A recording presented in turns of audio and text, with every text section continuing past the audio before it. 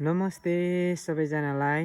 अनि ल साथीहरू हेर्न सक्नुहुन्छ, यो एकदमै पत्थर जस्तो भएको छ। यो यस्तो साह्रो भएको छ, यस्तो साह्रो भएको छ। यो चाहिँ हामीले पालमा लगाएका थियौँ है साथीहरू। यो यस्तो पालहरू थियो नि यो जस्ता अनि यो जस्ताको पाल यो बिचमा हेर्दाखेरि मुनिबाट हेर्दाखेरि चाहिँ पाल टालिएको छैन जस्तो देखिन्छ होइन साथीहरू।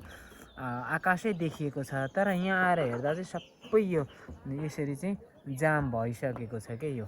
अनि एकदम ढुङ्गो जस्तो भएर चाहिँ टालिँदो रहेछ साथीहरू। हेर्नुहोस् त, यो सबै मैले अस्ति टालेको पालहरू हो। र यति मात्रै होइन, त्यता म अर्को ठाउँमा देखाउने छु। ल साथीहरू, यो यो यो यसरी हामीले चाहिँ यहाँ थुप्रो टालेका छौँ। यसरी चाहिँ थुप्रो टालेका छौँ।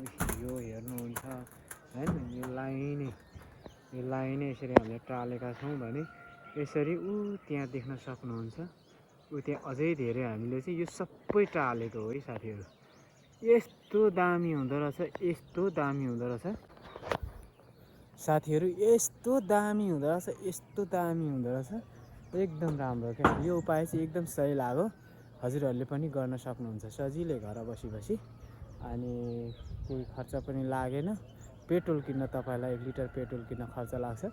1 लिटर पेट्रोल ल्याएको हामीले जम्मा आधी लिटरको आधी पनि हामीले खर्च गरेनौँ क्या यत्रो टाल्नलाई।